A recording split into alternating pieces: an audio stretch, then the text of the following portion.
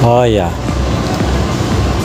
awalnya berdirinya usaha tahu tempe ini itu pada tanggal 18. Mengapa saya mendirikan usaha tempe dan tahu? Itu pertama, saya waktu itu masa-masa kuliah sama dengan adik-adik ini waktu itu memang pada waktu itu dek ya, di Pamekasan memang jarang sekali, terutama orang yang bikin tahu, karena pada waktu itu tahu disuplai. Oke, standby, kamera ready, sound ready, 3, 2, 1, action. Summer days rushing by you and me makes it harder to see underneath. Did we ever know? Did we ever know? Did we ever know? Is it all inside of my head? Maybe you still think I don't care, but all I need is you. Yeah, you know it's true.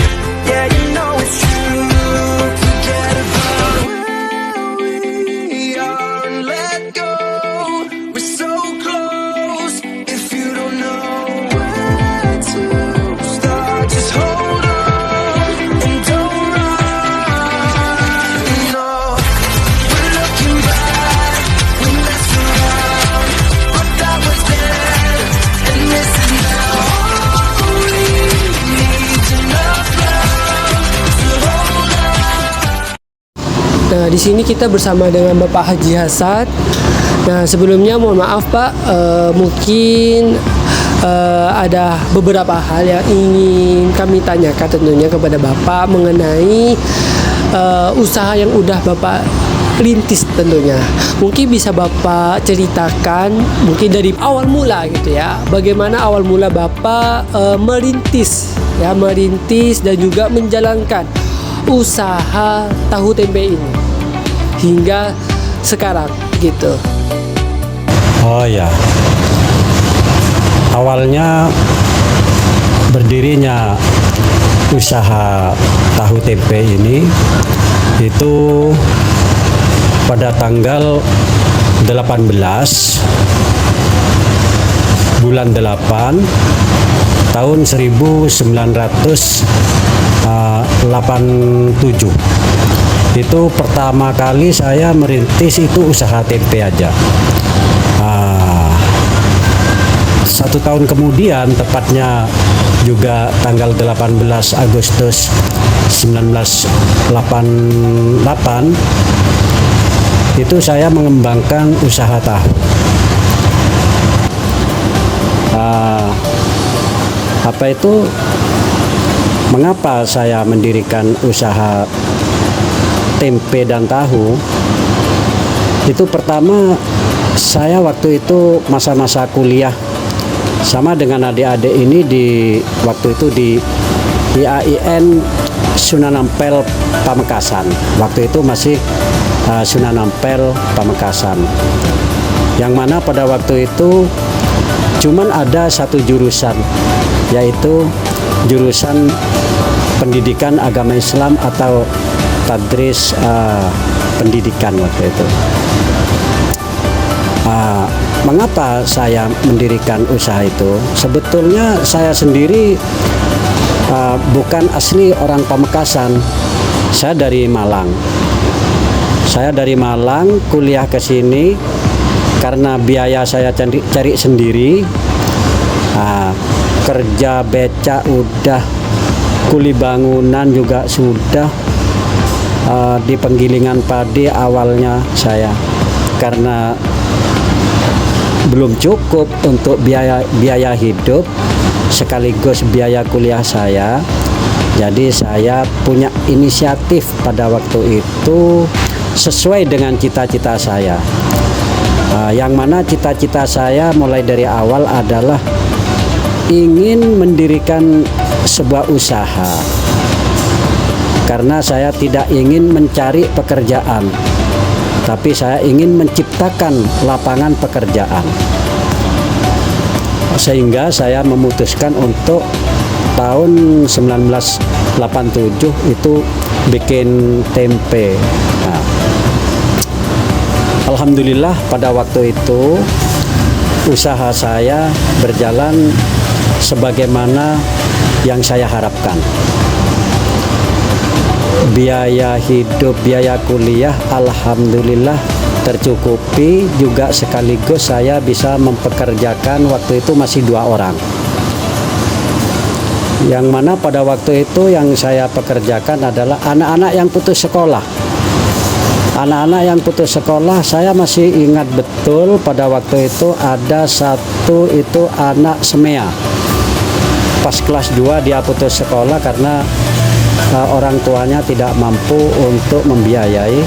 Yang kedua anak MAN atau Madrasah Aliyah Negeri, yaitu tepatnya waktu itu MAN 1 yang ada di Lada sekarang. Untuk tahun kedua saya mengembangkan usaha tahu. Alhamdulillah usaha yang saya rintis sesuai dengan yang saya harapkan. Ya, itu sekelumit sejarah mengapa saya mendirikan usaha tahu tempe yang ada di Desa Teja Timur yang saya kasih nama UD Sari Rejeki. Wah, cerita yang sangat menginspirasi banget nih Pak ya, dari kisah Bapak dalam merintis usahanya hingga bisa sukses saat ini begitu Pak ya. Sebelumnya mohon maaf nih Pak ya, izin bertanya, mungkin kami ya, saya atau mewakili dari teman-teman yang menonton video ini tentunya ingin bertanya atau meminta petunjuk dari Bapak, bagaimana cara agar bisa menjadi salah satu pengusaha yang sukses ya seperti Bapak ini. Mungkin Bapak ada tips atau trik atau ada strategi apa gitu sehingga ini mungkin bisa menjadi salah satu contoh bagi kami untuk mengikuti jejak Bapak ini. Terima kasih Pak. Ya, kalau ingin menjadi pengusaha sukses itu usaha apapun, juga termasuk adik-adik masa-masa kuliah seperti sekarang, ya cuman satu lah, ikhtiarnya dimaksimalkan ya, terus harus mempunyai jiwa yang pekerja yang terampil lah ya, semangat yang tinggi, juga mempunyai etos kerja yang tinggi juga ya.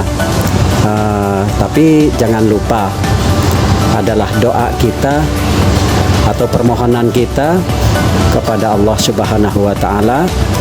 Juga kalau masih punya orang tua, baik bapak maupun ibu, itu kita harus patuh dan selalu menghormati orang tua. Sekaligus jangan lupa selalu minta doa kepada orang tua. Itu deh kunci kesuksesan kita. Apapun upaya kita, insya Allah akan dilancarkan oleh Allah. Begitu ya Pak ya. Wah, mungkin dari kisah yang Bapak ceritakan tadi mengenai langkah untuk menjadi pengusaha yang sukses ya. Kalau boleh tahu nih Pak, izin bertanya Pak, mengenai usaha Bapak ini.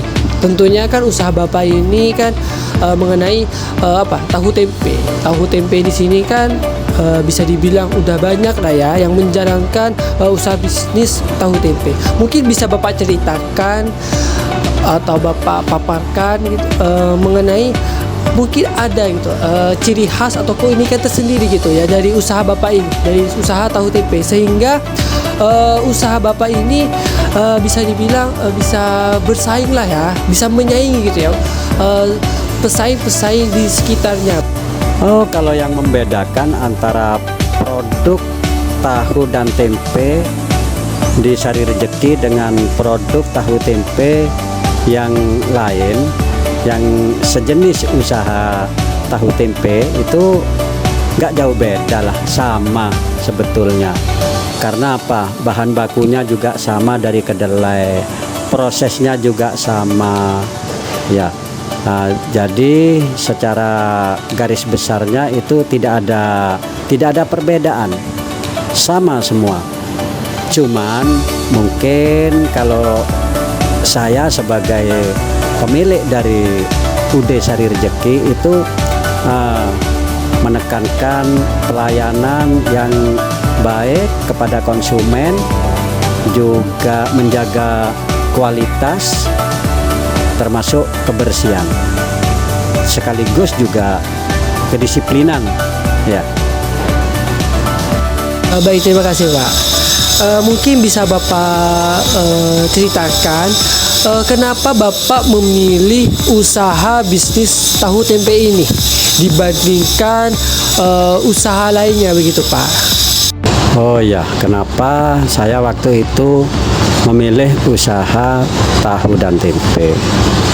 Yang pertama, ya mungkin sudah takdir dari Allah Subhanahu wa Ta'ala, karena pada waktu itu usaha-usaha yang lain sudah pernah saya coba, ya, tapi saya nggak bisa menyebutkan satu persatu. Yang kedua, itu faktor utamanya adalah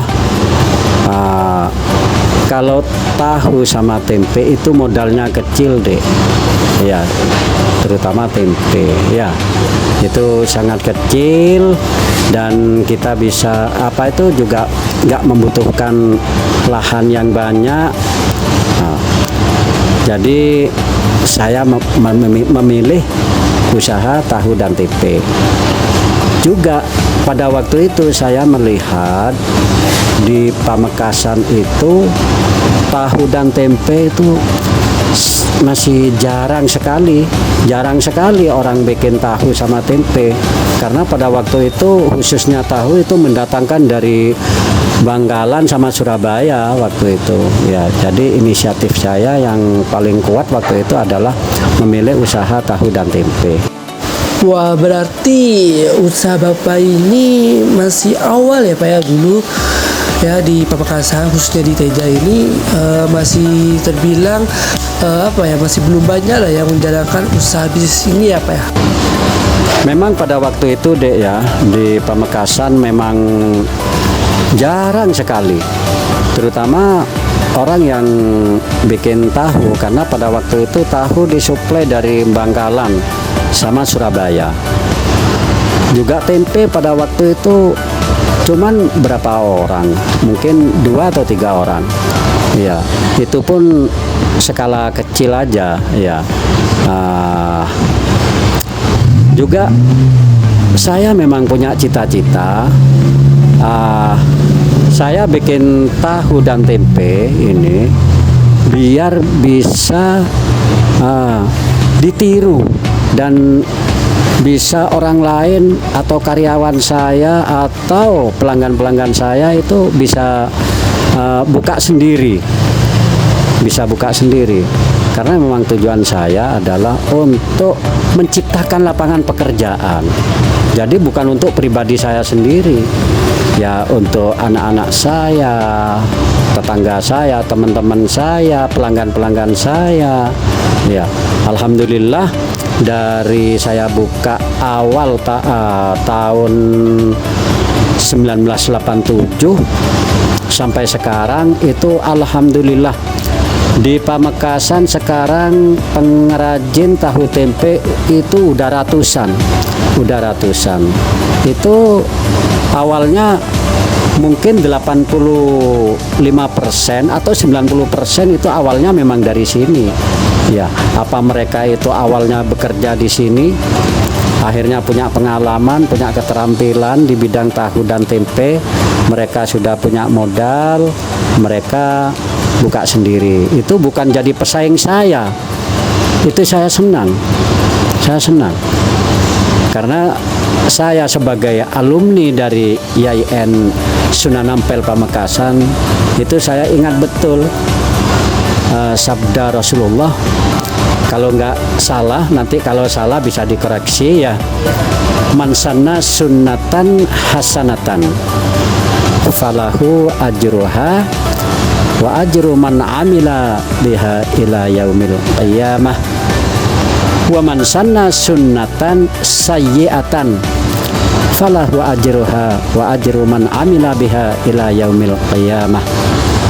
Barang siapa ya yang mengawali suatu pekerjaan yang baik, yang bisa memberi manfaat kepada halayak, kepada orang lain, lalu ditiru dan dikerjakan oleh orang lain, dan disitulah saya akan mendapatkan pahala sebagaimana orang yang melaksanakan itu mendapatkan pahala, tidak dikurangi sedikit pun. Tapi sebaliknya, barang siapa yang menciptakan atau memberi contoh suatu pekerjaan yang jelek, memberi mudarat kepada orang lain, maka orang itu akan mendapatkan dosa. Juga saya sebagai pelopornya juga akan mendapatkan dosa itu selama-lamanya. Nauzubillah. Ya, itu deh. Baik, terima kasih Bapak. Izin tanya Bapak mengenai modal yang Bapak gunakan tentunya. Nah, kalau boleh tahu sumber modal yang Bapak dapatkan ini untuk merintis usaha tahu tempe ini, kalau boleh tahu dari mana saja ya Pak? Terima kasih. Awalnya modal yang saya pergunakan karena waktu itu yang saya awali adalah usaha tempe. Pada waktu itu pertama kali usaha pengrajin tempe ya, yang mana modal nggak begitu banyak. Saya masih ingat betul modal yang saya keluarkan waktu itu, biaya untuk bayar SPP saya 125 waktu itu, apa 115 apa 125 gitu ya, insya Allah sekitar itulah, saya udah lupa. Yang penting pada waktu itu uang untuk SPP saya. Jadi saya terminal dan biaya itu saya pergunakan untuk modal tempe. Alhamdulillah saya mendapatkan keuntungan yang cukup untuk biaya hidup, juga biaya kuliah saya, dan saya masih bisa menabung. Untuk tahun kedua saya punya tabungan, cuman tabungan masih belum cukup karena saya harus melanjutkan kuliah saya lagi. Saya cari pinjaman sama saudara yang ada di Malang pada waktu itu. Ya, karena pada waktu itu modal yang saya butuhkan kurang lebih ya 1.500.000 lah untuk tahu. Karena kalau untuk tahu biayanya agak lebih besar daripada tempe ya. Baik, terima kasih Bapak. Kalau boleh tahu nih Pak, mungkin ada strategi atau langkah apa yang Bapak tentukan ketika bahan baku untuk pembuatan tahu tempe ini sedang mengalami kenaikan begitu Pak? Mungkin ada strategi atau langkah yang Bapak ambil ketika bahan bakunya itu sedang mengalami kenaikan. Terima kasih Pak. Ya, kalau waktu harga bahan pokok itu naik, kalau memang naiknya nggak terlalu tinggi, itu biasa kita mengurangi penghasilan aja ya. Cuman kalau kenaikannya udah terlalu tinggi, ya kita mau tidak mau harus menaikkan harga. Jadi kalau misalnya mengurangi volume bahan baku, itu hasilnya kurang baik ya. Jadi pelanggannya nanti bisa lari ya. Ya. Baik, terima kasih Pak. Sebelumnya mohon maaf nih Pak, ini mungkin akan jadi pertanyaan yang terakhir mengenai usaha tahu tempe Bapak ini. bagaimana strategi Bapak dalam memasarkan produk tahu tempe Bapak ini ke konsumen, dan juga bagaimana strategi Bapak dalam menjaga kualitas produk tahu tempe ini agar tetap konsisten begitu Pak, secara kualitasnya begitu. Terima kasih. Kalau produk saya itu bukan hanya kita pasarkan di Pamekasan, tapi Pamekasan, Sampang, sampai ke Pasar Belega yaitu Bangkalan. Ya. Oh ya. Untuk menjaga kualitas, kebersihan dan lain-lain, juga kedisiplinan, itu harus ada pengawasan. Harus ada pengawasan baik dari karyawan yang memang saya tunjuk sebagai pengawas di lapangan. Sekaligus saya harus terjun langsung untuk mengawasi bagaimana